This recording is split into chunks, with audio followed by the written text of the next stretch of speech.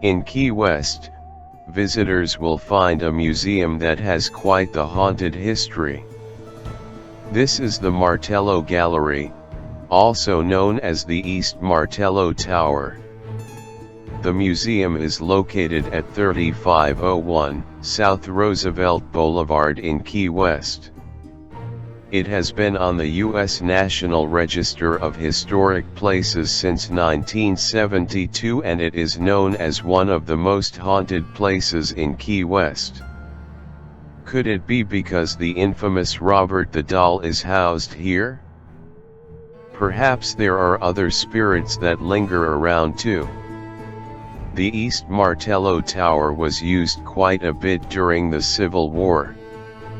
The construction for it began in 1862 by the Army and was built to add protection for Key West.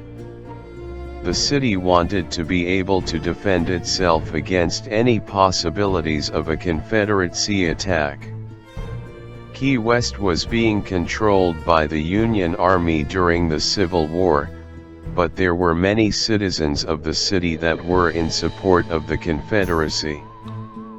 It seems strange that with all of the differences on the island, no battles of the Civil War were ever fought here. Once the war was over, there was no use for it anymore, so the tower was abandoned and unfinished. In 1950, the Key West Art and Historical Society had different plans for the building. They wanted to use the building as a new museum for the city and recover the beautiful tower.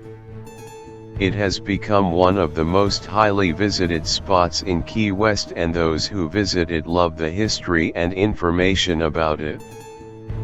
Going from a Civil War tower to a museum took a lot of time and effort, but the outcome is one that locals welcomed and still cherish to this day.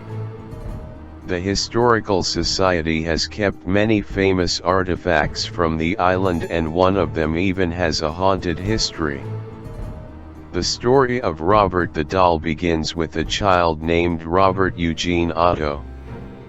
There are a few different stories as to how he ended up with the doll, but the one thing that they all have in common is that the doll has some sort of bad mojo attached to it, perhaps a spirit. No matter what story you believe, Robert the Doll is pretty creepy and terrifying. The doll's face looks like it has tiny scars all over it, and the eyes are black and beady. There is a smirk on his face that just looks like he's up to no good. The doll wears a sailor suit, which is said to be the child's that owned him. He loved him so much that he wanted the doll to be dressed just like him. Otto, the child who owned the doll, took him everywhere with him. The neighbors of the Otto family even mentioned that at times they were uneasy around the doll and thought that Eugene had a weird fascination with it. Eugene was given the doll in the early 1900s, and many stories say that it was given to him by a relative when he came back from Germany. Others say that it was given to him by one of the servant women of his family's home, and she used black magic or voodoo on the doll to cause misfortune to come onto the family because they fired her.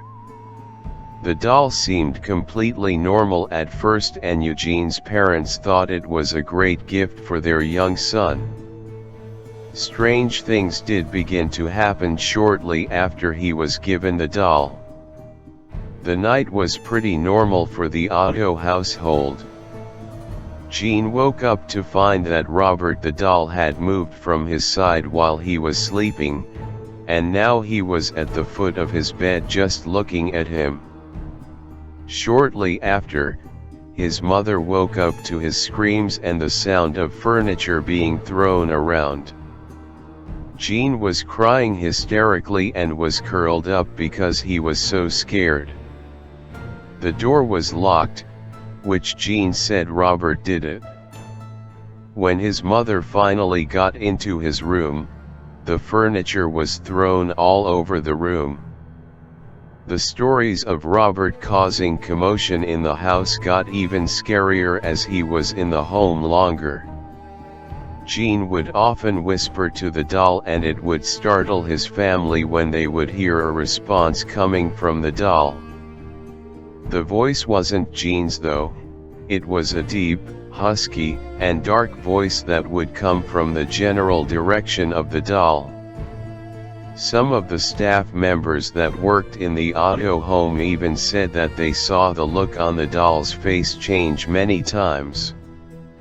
It was something that most of them tried to steer clear of because of how uneasy it made them feel.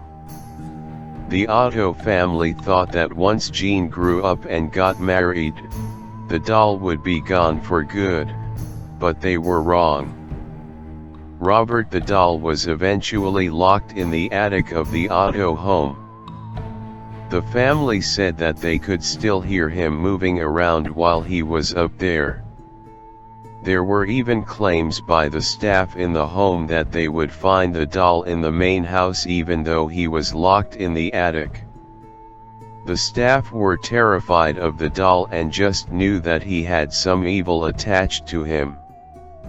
The doll remained locked in the attic for quite a few years, and it was said that Gene missed him, but also wasn't afraid of going into his room alone anymore. When Gene got older, he chose to keep Robert the doll in his home. When his parents died, he and his wife, Anne, moved back into their home. Gene gave Robert a room of his own and told Anne that he requested it.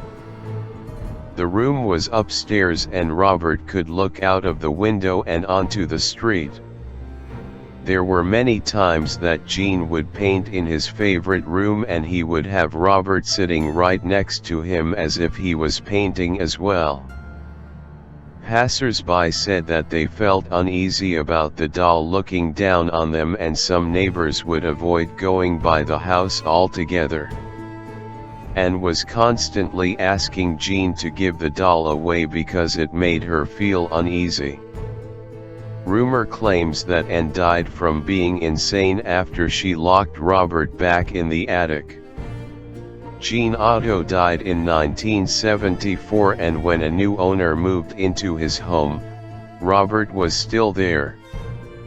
The new owner of the Otto home thought that her young daughter would love the doll.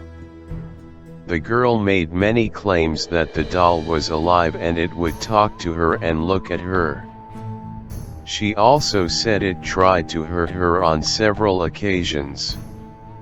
She would wake up in the middle of the night screaming because the doll had moved around the room. This terrified the girl, so her parents knew that they had to get rid of it. The doll's new owners donated it to the East Martello Fort Museum, and this is where he still resides today. The Otto home is now a bed and breakfast called the Artist House. Guests of the bed and breakfast have not reported any spooky sightings as of yet, but we think that Robert could be still lingering, or at least his spirit could be. For those who get a chance to see Robert the doll, they are met with a warning. If they want their picture taken with him, they have to politely ask for his permission. The doll is in a glass case, but staff of the museum and visitors are still frightened of him.